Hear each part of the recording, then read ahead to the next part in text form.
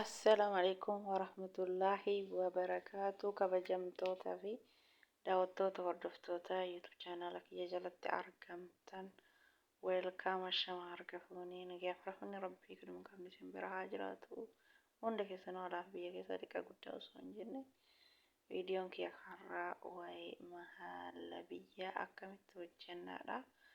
Mahaala biyyaa hojjechuuf distii qopheeffannaa yookaan distii yookaan gidir aannan niidoo maankaa 5-6 itti naqanna. Akka fedha keenyaatti xiqqaa goonee guddaa goonee akkasii wal tara.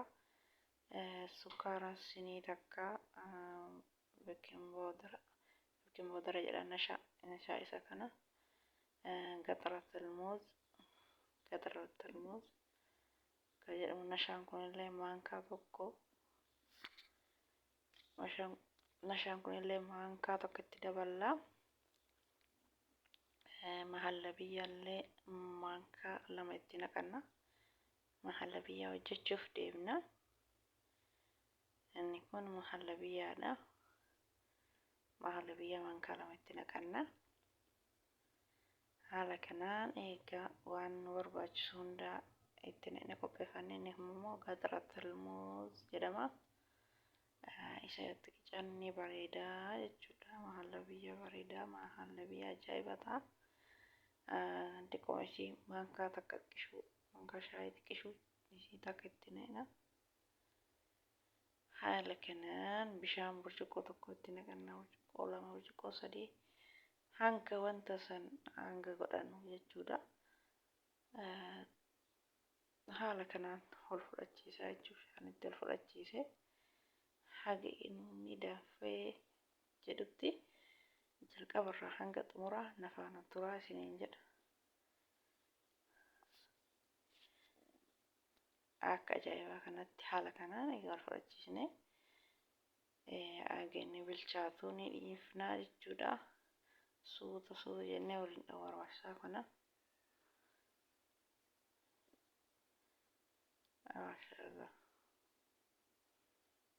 Haala kanaan ol fudhachiisna jechuudha.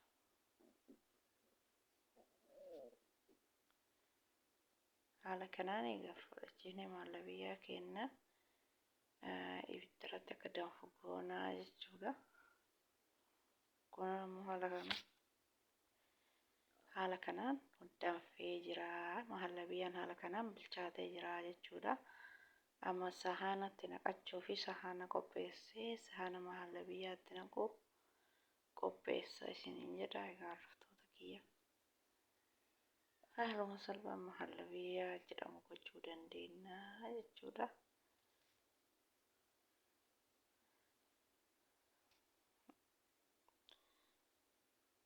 Amma sahana kiyya qopheessadhee sahanatti naqadhaa jechuudha. Sahana xiqqoo isii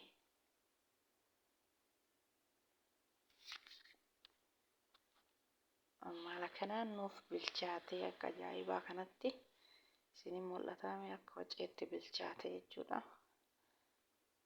Haala kanaan akka ajaa'ibaa bilchaatee jira.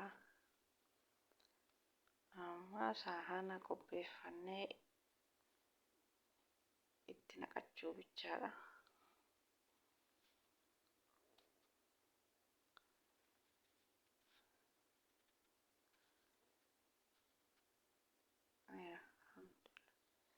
Haala ajaa'ibaa bareedaa ta'e kanaan mahaala biyyaa hojjennee geessineerra.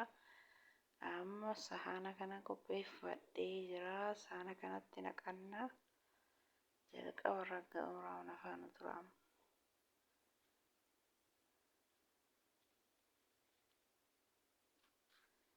Haala kana egaa qopheeffannee itti naqannaa jechuudha. Amma wanta isaanii akka inni ofitti gadi hin qabanne godhu.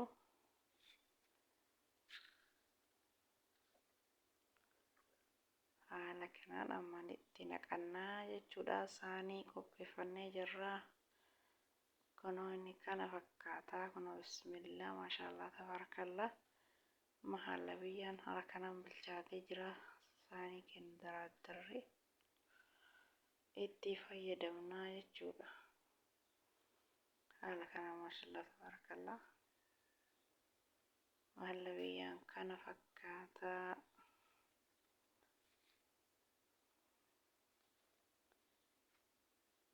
Haala kanaan itti naqannee geessinee jechuudha.